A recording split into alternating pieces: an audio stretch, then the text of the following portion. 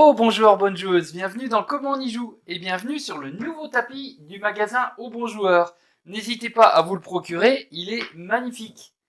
Aujourd'hui, je vais vous parler de Seven Wonders Duel. Seven Wonders Duel est un jeu uniquement à deux, à partir de 10 ans, pour des parties d'environ 30 minutes. Tout d'abord, je vais vous expliquer la mise en place du jeu, puis comment on y joue, et en fin de vidéo, je vous dirai si ce jeu est un top ou un flop. Commençons par la mise en place du jeu. Tout d'abord, vous allez placer le plateau conflit au centre de votre table. Puis, vous allez prendre les jetons. Donc, vous avez des jetons 5. On fait la mise au point. Voilà, des jetons 5 que vous allez placer sur la case 10 de chaque côté. Vous avez le jeton 2 que vous allez placer sur les cases 5. 5 points de victoire qui sont en dessous. Voilà. Vous prenez le jeton conflit, le gros bouclier que vous allez placer au centre. Vous avez les jetons science, ce sont les ronds verts. Voilà, il y en a plusieurs de toutes sortes, une bonne pile. Vous les mélangez et vous allez en prendre 5 que vous placez face visible sur le haut du plateau conflit. Voilà. Les autres, on ne jouera pas avec pour cette partie-là. Donc c'est aussi au niveau rejouabilité, vous pourrez changer vos jetons. Vous avez des pièces, donc des pièces de 6, des pièces de 3 et des pièces de 1. Ça, c'est la monnaie du jeu. Donc chaque joueur va prendre un total de 7. Donc je donne 7 à Nick, je prends 7 pour moi. Voilà. Chaque joueur a 7 sous. Après, vous avez les cartes des différents âges. Donc, les âges sont marqués ici. L'âge 1, il y a un 1. Voilà. Donc, l'âge 1, vous allez les mélanger. Vous en retirez 3 avec lesquels on ne jouera pas. Donc, il y a toujours une incertitude. On ne sait pas les 3 cartes qui sont retirées du jeu. La même chose pour l'âge 2. Voilà, ce sont les bleus avec un numéro 2. Vous les mélangez. Vous en retirez 3 avec lesquels on ne jouera pas pour cette partie. Pour l'âge 3, c'est un petit peu différent. Vous les mélangez. Comme on a dit avant, vous en retirez 3. Mais là, vous allez prendre les cartes guild. Voilà, ce sont les cartes avec un G. Il n'y en a pas beaucoup. Vous les mélangez. Vous en prenez 3. Et ces 3-là, vous allez les mettre dans la pile de l'âge 3. Et ces 3 cartes-là, vous allez les mélanger avec les cartes de l'âge 3. Voilà, il y aura 3 cartes guild dedans. Vous avez les cartes, ça ce sont les merveilles à construire. Toutes les merveilles. Donc vous allez les mélanger et pour faire la mise en place du jeu, chaque joueur va devoir prendre des merveilles. Donc pour ça, vous allez prendre les 4 premières merveilles, vous les retournez au centre de la table. Voilà, vous mettez les 4 merveilles au centre de la table. Et si c'est Nick qui est premier joueur, il en choisit une. Il décide de prendre celle-ci. Moi, je suis deuxième joueur, j'ai le droit d'en prendre 2. Donc je vais prendre par exemple celle-ci et celle-ci. J'en prends 2. Et donc lui prend la 4e. Et on recommence une deuxième fois. On remet 4 merveilles au centre de la table. Les autres merveilles, on ne les jouera pas, on ne les utilisera pas pour cette partie. Donc vous avez, on remet 4 merveilles au centre de la table, mais cette fois-ci, c'est le joueur numéro 2 qui choisit en premier. C'est à moi d'en prendre une. Imaginons, je décide de prendre cette merveille. Je la place de mon côté, lui peut en prendre 2, qu'il place de son côté, et moi, donc, je prends la 4e. Donc on a chacun 4 merveilles qu'on pourra construire pendant la partie. Voilà. Une fois que tout est installé, vous allez pouvoir installer les cartes de l'âge 1. Donc ce sont les cartes rouges, voilà, de l'âge 1. Vous voyez, il y a toutes sortes de cartes. Et on va faire la mise en place du jeu. Donc vous allez, ça tout est bien défini sur l'aide de jeu que vous avez ici. C'est une aide recto verso qui est très très bien faite, et on vous explique comment placer les cartes. Donc à l'âge 1, vous aurez cette mise en place. À l'âge 2, vous aurez la mise en place qui est la même que celle-là, mais à l'envers. Et à l'âge 3, vous aurez une mise en place un petit peu particulière, parce qu'il y a 3 cartes de plus. Et à chaque fois, les cartes qui sont le dessin blanc, ce sont les cartes visibles. Voilà, ce sont les cartes visibles, et les cartes colorées, ce sont les cartes cachées. Donc, pour la mise en place, vous vous aidez de ce dessin, ça fait comme une pyramide. Donc, au début, on va en mettre 2 faces visibles, puis après, on en mettra 3 faces cachées. Voilà. Puis on en mettra 4 faces visibles, puis 5 faces cachées, et enfin 6 faces visibles. Et voilà, si tout s'est bien passé, vous n'avez plus de cartes en main. C'est que vous avez bien retiré les 3 bonnes cartes au début de la partie. Voilà. Donc le jeu est prêt à démarrer. Mais quel est le but du jeu dans Seven Wonders Duel? Dans Seven Wonders Duel, nous sommes à la tête d'une cité-état antique qui va devoir fabriquer des merveilles et construire des bâtiments. Chacune des cartes qui est au centre de la table est un bâtiment que vous allez pouvoir construire pendant la partie. Il y a différentes sortes de bâtiments. Mais il y a aussi des combats entre les cités. C'est le bouclier qui est en haut, la zone de conflit. Mais il y a aussi de la recherche scientifique. Cette recherche scientifique est symbolisée par les jetons verts que l'on trouve tout en haut.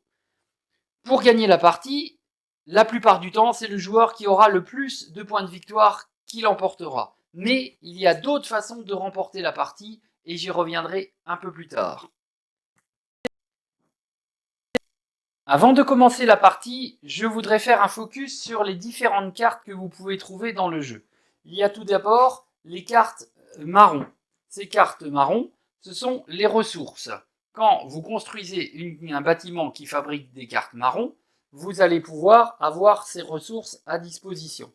Donc, vous avez des cartes marron comme celle-ci qui fabrique de l'argile, voilà, et il n'y a rien dans le coin à gauche, c'est-à-dire pour la construire, celle-là, elle est gratuite.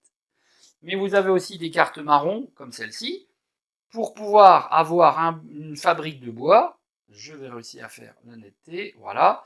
Vous allez devoir payer une pièce, c'est ce qu'on voit dans le coin à gauche ici, vous avez une pièce. Donc pour pouvoir construire cette carte, vous devez payer une pièce. Voilà. Donc ça, ce sont les cartes marron que vous allez pouvoir construire dans votre cité et qui vous ramèneront à chaque fois. Par exemple, si j'ai ces 2 cartes-là, j'ai un bois et un argile. Et si pour construire une carte on me demande un bois ou un argile, eh bien je pourrais construire parce que je le fabrique. Sinon, il faudra acheter les ressources manquantes. Donc ça, ce sont les cartes marron. Vous avez aussi les cartes grises. Donc les cartes grises, ce sont des ressources améliorées.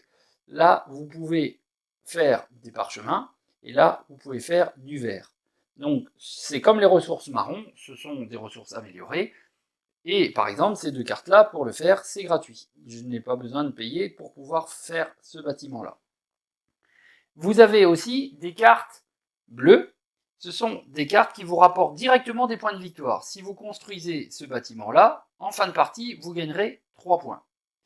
Pour le faire, il vous faut une pierre. Donc si dans votre jeu, vous avez une carte qui vous fait fabriquer de la pierre, imaginons, j'ai fait cette carte-là lors de mes premiers tours, donc j'ai fabriqué une fabrique de pierre, je vais réussir à faire le zoom, il veut pas, voilà. Pour une pièce, je fabrique la pierre, elle arrive dans ma cité, donc derrière, je peux fabriquer ce bâtiment-là qui me rapportera 3 points de victoire. On voit aussi qu'il y a un petit icône dans le coin, là c'est une goutte d'eau, et ben j'ai un bâtiment avec un symbole goutte d'eau dans ma cité. Et quand des cartes me demanderont de payer, certaines cartes vont dire mais si vous avez la goutte d'eau, par exemple, eh ben vous pourrez prendre cette carte-là gratuitement. Donc c'est toujours intéressant d'avoir ces cartes avec ces petits icônes dans le coin. Voilà. Vous avez aussi des cartes dorées. Donc ces cartes dorées, cartes or, donc vous permettront, donc elles coûtent par exemple 3, c'est assez cher, mais elles vous permettront quand vous n'avez pas de bois, de payer le bois que 1. Parce qu'on verra tout à l'heure que quand vous n'avez pas la ressource, il va falloir payer, et payer à la banque, et ça peut vous coûter très cher. Donc là, peu importe le prix, vous ne payerez toujours que 1 à la banque. Voilà. Et il y a les cartes donc rouges, qui sont des cartes conflits. Et ces cartes conflits, quand vous construisez un bâtiment comme ça dans votre cité, vous allez déplacer le bouclier vers votre adversaire. Voilà. J'expliquerai après comment ça se passe sur le déplacement du bouclier. Et puis, vous avez enfin des cartes vertes, qui sont les cartes scientifiques, qui ont des symboles ici, des dessins. Et quand vous arriverez à avoir 2 dessins identiques dans votre cité, vous allez pouvoir récupérer un des jetons science qui est en haut. Voilà. Donc ces jetons science sont des améliorations ou des points. Par exemple, ce jeton science là, il vous rapportera 7 points à la fin. Mais vous avez d'autres, par exemple celui-ci qui vous permet de faire, quand vous faites des cartes, et ben vous payez 2 ressources de moins. Juste une petite précision, quand je vous ai parlé de ce jeton, je vous ai dit que ça vous permettait de payer 2 de moins, c'est uniquement sur les cartes bleues. Voilà, c'est pour ça qu'on peut voir qu'il y a 2 croix en haut et un fond bleu sur la carte. Quand vous voulez construire une carte bleue, vous payez 2 ressources de moins. Voilà, c'était la précision. Commençons un tour de jeu. Donc, si par exemple c'est moi qui commence, je peux prendre uniquement une des cartes qui sont devant. Je n'ai pas le droit d'aller chercher une carte qui est recouverte par une autre. Donc, je peux prendre une des premières cartes, et par exemple, je peux dire, je vais prendre cette carte-là qui me permet de faire de l'argile, et comme son coût est de 0, eh ben, c'est gratuit, je la mets direct dans ma cité. Voilà. Donc, c'est à Nick de jouer, qui lui peut très bien dire aussi, je vais prendre cette carte-là qui me permet de faire du bois, et ça me coûte une pièce. Donc il la met dans sa cité, et il dépense une pièce. Donc ça, ce sont les premières possibilités que vous pouvez faire. Mais attention, là, il vient de découvrir une carte qui n'est recouverte par aucune. Donc là, ce qui est intéressant dans ce jeu, c'est ça, c'est que du coup, il a ouvert une carte, on ne sait pas ce que c'est, et maintenant cette carte-là, comme elle est disponible, je peux, moi, l'acheter si elle m'intéresse. Donc attention, quand vous décidez de prendre des cartes, vous allez aussi laisser la place à l'adversaire, peut-être, pour aller chercher des cartes qui sont derrière et qui seraient intéressantes. Donc à vous de savoir si vous voulez prendre des cartes à vous, pour l'embêter, ou attention à ne pas découvrir des cartes derrière. Donc ça, on y reviendra un peu plus dans la stratégie. Donc ça, c'est le premier choix. Le deuxième choix que j'ai quand je prends c'est à mon tour de jeu, pardon, je peux, si par exemple je veux gagner de l'argent, parce qu'à force on n'a plus d'argent, je peux prendre une carte, celle que je veux, qui est prenable, et je la défausse directement, on la sort du jeu, et je gagne 2 pièces. Voilà. Mais si je fais ça, mon tour est fini. Je ne peux pas racheter de carte derrière. Je ne peux prendre qu'une carte à chaque fois à mon tour. Donc je peux prendre la carte pour la mettre dans ma cité en payant le coup. Je peux prendre une carte pour la défausser et prendre de l'argent. Et la troisième possibilité, c'est de prendre une carte et de la mettre sous ma merveille pour construire ma merveille. Mais ça, on verra ça plus tard parce qu'il faudra que vous puissiez construire votre merveille. Vous ne pouvez pas juste la mettre dessous et puis dire je ferai ma merveille plus tard. C'est au moment où vous voulez la construire, mais naturellement pour construire vos merveilles, il vous faudra plein de ressources. C'était juste pour vous dire que les 3 possibilités dans votre tour, c'est prendre une carte pour faire un bâtiment, la construire dans votre cité, prendre une carte pour la jeter et prendre 2 pièces, prendre une carte pour la mettre sous votre merveille au moment où vous voulez construire votre merveille. Voilà, ce sont les 3 choses que vous pouvez faire lors de votre tour de jeu, et c'est très rapide, et tout de suite c'est à l'adversaire de jouer. Donc, les tours s'enchaînent, à chaque fois vous pouvez payer donc la ressource pour acheter votre carte. Mais imaginons, je décide de construire cette carte-là, elle me demande une pièce, et je n'ai pas de sous, et ben donc je ne peux rien faire, je suis obligé de la défausser pour prendre de l'argent. Après, on pourra voir que si jamais je dois construire des cartes, ils me demanderont parfois des ressources que je peux ne pas avoir. Par exemple, je décide de construire cette carte, et elle me demande deux pierres. Je n'ai pas de pierre du tout. Donc si je n'ai pas de pierre, je vais devoir payer. Et je vais payer 2 par ressources qui me manquent, c'est-à-dire 2 pour la première pierre, 2 pour la deuxième pierre. Donc je dois payer 4, et les 4 sous, je les donne à la banque. Donc je donne mes 4 pièces à la banque, et comme j'ai payé, je la mets dans ma cité. Ça, c'est la première possibilité. La deuxième aussi, ça peut arriver, c'est que vous décidez de construire cette carte-là, mais vous n'avez pas de pierre, mais votre adversaire, lui, en fabrique. Donc là, ça va changer un petit peu la donne. Parce que, imaginons qu'il a cette carte-là, lui, donc il fabrique une pierre. Moi, je décide de prendre cette carte, et je n'ai aucune pierre. Donc, je vais devoir, comme on a dit avant, payer 2 à la banque par pierre, plus une pièce par pierre fabriquée par votre adversaire. Donc ça veut dire, pour cette première pierre, je dois payer 2, plus 1, parce que lui, il en fabrique une, 3. Pour cette deuxième pierre, je dois payer 2 à la banque, plus 1, parce que votre adversaire l'a fait aussi. Donc je dois payer 6 pour faire cette carte, ce qui est quand même très cher. Donc voilà pour aussi l'intérêt d'essayer d'avoir à peu près toutes les ressources, parce que sinon, vous allez devoir payer. Imaginons que moi j'en fabrique une des pierres, et que mon adversaire en fabrique aussi. Comme j'en fabrique une, on va dire, eh ben, cette première-là, elle est faite, puisque je la fais. La deuxième, comme j'en fabrique une, il faut que je la paye. Mais là, je ne payerai pas avec ce que fabrique mon adversaire, parce que comme moi j'en fabrique, je ne paye que 2 à la banque par pierre qui me manque. Donc, pour faire cette carte-là, si moi j'en fabrique une, pour acheter ma deuxième pierre, je ne payerai que 2. Voilà. Même si mon adversaire en fait. Parce que comme moi j'en fais, je n'ai pas à payer pour les pierres de mon adversaire. Donc c'est pour ça que c'est intéressant que vous fassiez le plus de ressources possible, parce que s'il y a une ressource que vous n'avez pas et que votre adversaire a, ça va vous coûter beaucoup plus cher. Par contre, dès que vous en faites une, même si vous devez acheter des pierres supplémentaires, ça vous coûtera que 2 à la banque. Et c'est là qu'on revient à ma carte de tout à l'heure, où je vous disais que, par exemple, si vous voulez faire de l'argile et que vous avez cette carte dorée, eh ben, grâce à cette carte or, vous payerez que 1 à la banque chaque argile que vous voulez faire. Voilà. Donc ces cartes dorées coûtent cher au début, mais vont vous permettre par la suite de dépenser moins d'argent. Donc c'est un investissement. Voilà. Donc après, on a vu qu'on pouvait acheter des cartes conflits. Donc par exemple, si j'ai décidé de faire toujours mon exemple, j'ai payé mes 2 pierres, j'ai réussi à mettre ma carte conflit dans ma cité. Donc on voit qu'il y a 2 boucliers. Donc comme il y a 2 boucliers, je vais avancer de 2, voilà, vers mon adversaire. Et donc si jamais, donc là j'arrive dans cette zone-là, rien de spécial. Si jamais j'arrive encore dans une des 3 cases ici, en face de cette petite tuile, je vais prendre cette tuile-là, et il y a un 2 cassé, donc c'est une pièce de 2 cassée, c'est-à-dire que mon adversaire va devoir dépenser 2 pièces. Voilà, ça c'est tout de suite à faire au moment où vous récupérez cette tuile-là, mais après cette tuile-là est défaussée. Si je vais encore plus loin et que j'arrive ici, je vais prendre la tuile 5, donc mon adversaire va devoir dépenser 5 pièces. Voilà.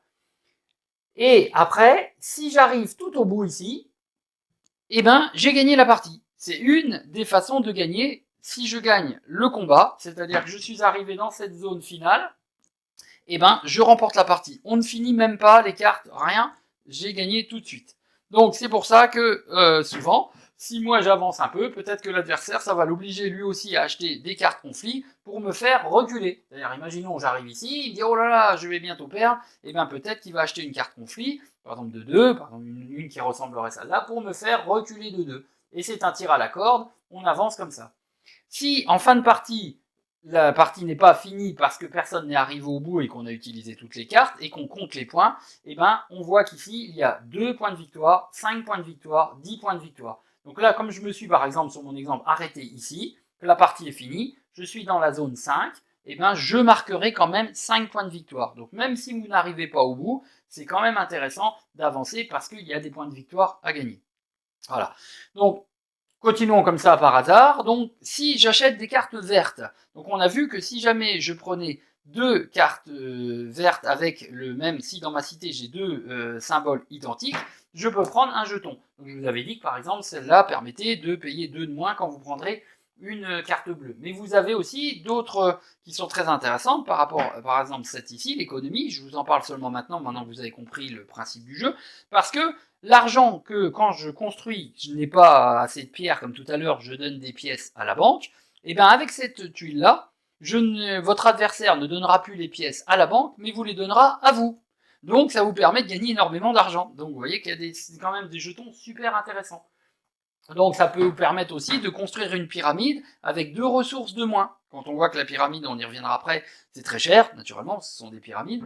Donc c'est intéressant de pouvoir remettre 2 ressources de moins. Donc ces jetons-là sont intéressants. Et puis l'autre façon, c'est aussi, vous voyez donc il y a un symbole, mais chaque carte a des symboles différents. Et si vous arrivez à réunir 6 symboles différents de scientifiques, et bien vous gagnez la partie aussi automatiquement. Donc, c'est la dernière façon de pouvoir gagner à Seven Wonders Duel, c'est d'avoir 6 symboles scientifiques différents dans votre cité. Donc, pour un petit rappel, si vous avez 6 symboles différents de scientifiques dans votre cité, vous gagnez. Si vous avez amené le bouclier chez votre adversaire tout au bout, vous gagnez. Sinon, on va au bout des 3 âges, on a récupéré toutes les cartes, et là, on comptera les points. Voilà, c'est les 3 façons de gagner à Seven Wonders Duel.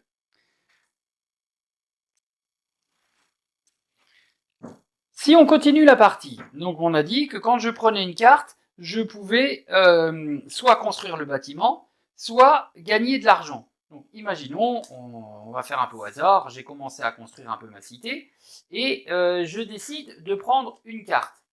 Alors, logiquement, il n'y a pas de carte qui se promène comme ça. Voilà. Donc je prends une carte, et je veux gagner de l'argent, parce que je n'ai plus de l'argent. Donc j'ai dit, je défausse cette carte, et je vais pouvoir gagner de l'argent. Donc je gagne 2 pièces, parce que j'ai jeté une carte. Mais, si j'ai une carte jaune dans ma cité, je vais gagner une pièce supplémentaire. Si j'avais 3 cartes jaunes, je gagnerais 3 pièces supplémentaires. Donc c'est une pièce supplémentaire par carte jaune dans votre cité. Donc c'est aussi l'intérêt de faire des cartes jaunes, c'est quand vous allez vouloir récupérer de l'argent, vous gagnerez des pièces supplémentaires. Voilà. On a dit que la troisième possibilité, c'était de faire une pyramide. Donc quand vous voulez faire une pyramide, vous prenez une carte, la carte que vous voulez, hein, qui est disponible naturellement, vous allez la placer sous la merveille, sur le côté comme ça, pour montrer que vous avez fait la merveille, et pour faire une merveille, il faut que vous payiez le coût de la merveille. Donc là, par exemple, si je veux faire le temple d'Artémis, je dois payer un parchemin, un verre, une pierre et un bois. Alors je peux, soit parce que je les ai dans ma cité, soit parce que je paye le coût en payant 2 et en regardant si j'en fabrique pas, si mon adversaire en a et combien ça me rajoute de pièces à payer. Voilà. Donc vous faites votre merveille que vous mettez dans votre cité avec la carte dessous. Voilà, par exemple si j'ai fait celle-là, je mets la carte que je viens de prendre dessous pour dire que celle-là est faite. Et je gagne direct ce qu'il y a dessus. Donc par exemple, si je fais le temple d'Artémis, je vais gagner 12 pièces. Et ce symbole ici veut dire rejouer. Ça veut dire que quand je vais poser cette carte merveille dans ma cité, eh ben je vais rejouer un nouveau tour directement. Donc ça c'est intéressant. Donc voilà, donc au fur et à mesure vous allez pouvoir construire vos merveilles. Par exemple, si je fais les jardins suspendus, je vais pouvoir gagner 6 pièces, rejouer, et elle me permettra de gagner 3 points de victoire en fin de partie. Et pour ça, il faut que j'ai un parchemin, un verre et 2 bois. Voilà. Alors, naturellement, pour rester dans la thématique, dans le monde, il n'y a que 7 merveilles. Et donc, on ne peut fabriquer que 7 merveilles, alors qu'on a chacun 4 cartes. Donc ça veut dire qu'il y en a un qui va pouvoir en faire 4 et l'autre qui ne pourra en faire que 3. Parce que dès que la 7e merveille est construite, on ne peut plus en faire. Le jeu ne s'arrête pas, on continue à prendre les cartes, mais plus personne n'a le droit de construire de merveilles. Donc ça peut aller que jusque 7. Donc c'est aussi une course à construire vite ces merveilles pour que l'autre ait peut-être pas le temps de faire sa dernière carte qui va lui rapporter pas mal de choses. Parce qu'on voit qu'il y a quand même pas mal de merveilles qui vous permettent aussi de gagner des points. Par exemple, celle-là vous permet de gagner 9 points à la fin. Celle-là vous permet, la grande bibliothèque vous permet de gagner 4 points. Le grand phare vous permet de gagner 4 points. Donc, si vous empêchez l'adversaire de fabriquer une de ces merveilles, il ne pourra pas gagner ces points-là. Donc c'est aussi une course à la construction de merveilles dans votre cité. La dernière carte dont je ne vous ai pas parlé, ce sont les cartes guild qui arrivent dans l'âge 3. Quand vous récupérez une carte guild, vous allez pouvoir tout de suite gagner ce qu'il y a dessus quand c'est sur le côté gauche, et ce qu'il y a à droite, c'est ce que vous allez pouvoir récupérer en fin de partie. Par exemple, sur cette carte-là, on voit que donc pour la construire, je dois payer tout ça, c'est assez cher, de argile et de bois. Mais quand je la prends, donc ces deux flèches-là veulent dire mon adversaire ou moi-même, celui qui a le plus de cartes vertes. Donc on compte combien de cartes vertes on a chacun. Par exemple, moi j'en ai 2, lui il en a 0, donc ça fait 2. Donc je gagne une pièce d'or par carte verte en présent dans l'un des deux joueurs qui en a le plus. Peu importe que ça soit moi ou l'autre, là c'est moi parce que j'en ai 2, donc je gagne 2 pièces. Et à la fin de la partie, je gagnerai un point de victoire par carte verte le plus présent chez l'un ou chez l'autre. Si à la fin de la partie, mon adversaire, par exemple, a 4 cartes vertes et moi j'en ai 2, et ben je gagnerai 4 points de victoire. Donc ce qui est bien, c'est que peu importe qui a le plus grand nombre, vous marquerez toujours le plus gros chiffre, que ça soit vous ou votre adversaire qui l'ait fait. Donc ces guildes sont assez intéressantes. Voilà. Donc vous avez d'autres guildes différentes. Voilà, sur la guilde des bâtisseurs, c'est 2 points de victoire par merveille que vous aurez fait, soit vous, soit votre adversaire qui en a le plus. C'est-à-dire celui qui en a, s'il y en a un des deux qui en a fait 4, et ben vous marquerez 8 points, peu importe que ça soit vous ou votre adversaire. Donc ainsi de suite. Donc ces guildes sont des scores, des scorings. Par exemple, là, c'est les cartes marron et les cartes grises. Donc vous gagnez une pièce tout de suite dès que vous achetez ce bâtiment-là par carte grise et marron cumulée, qui a le plus chez vous ou chez l'adversaire. Et en fin de partie, vous marquerez un point de victoire par carte grise plus marron cumulée chez vous ou chez votre adversaire, celui qui en a le plus. Voilà.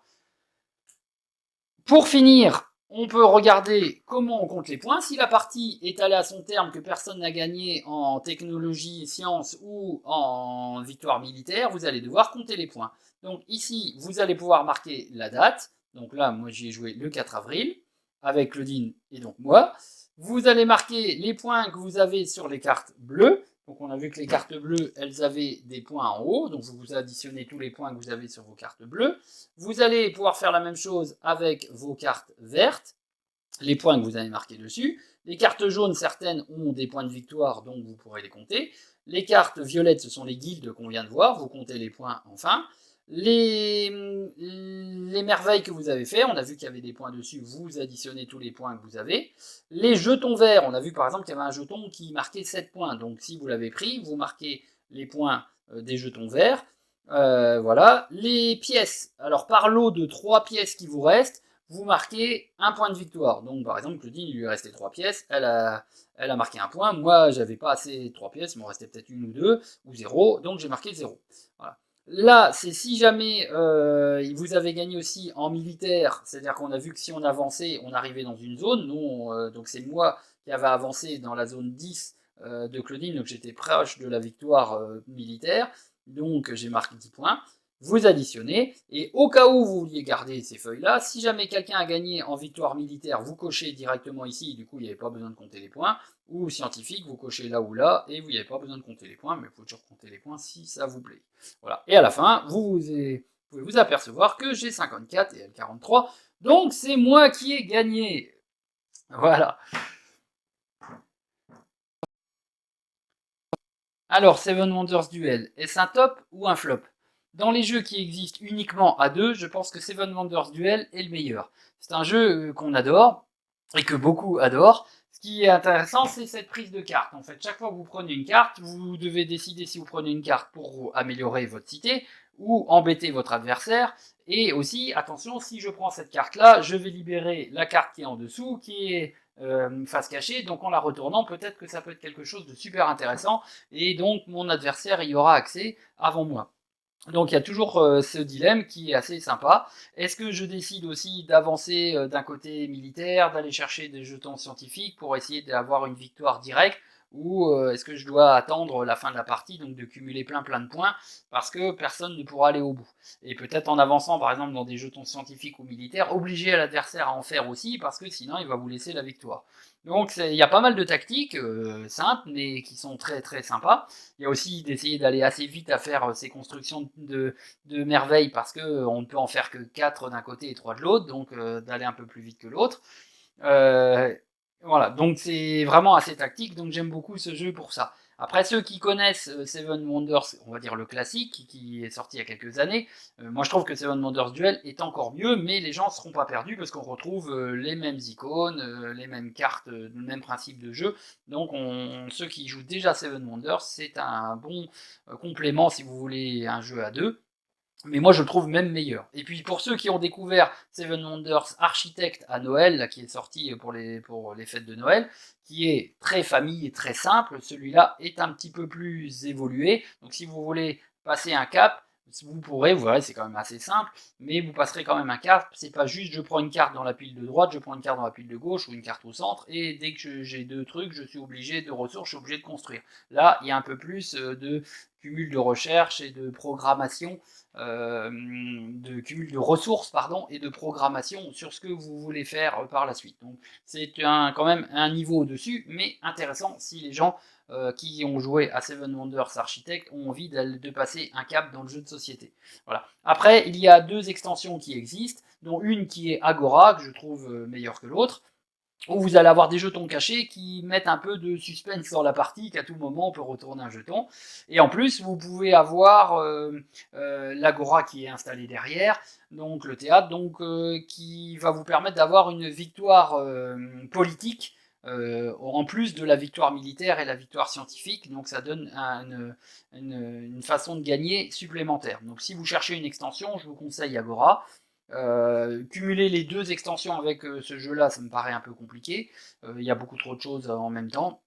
Mais si vraiment vous aimez ce jeu et que vous avez envie de le faire évoluer, je vous conseille l'extension Agora. Après, allez vous renseigner à la boutique Au Bon Joueur à Avranches. Céline vous expliquera les extensions et vous dira exactement comment ça se passe. Voilà.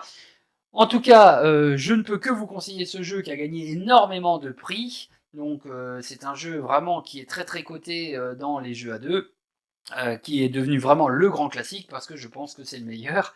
Et si en plus vous le jouez sur le nouveau tapis du magasin Au Bon Joueur, les deux cumulés, je pense que vous passerez un super moment de jeu de société.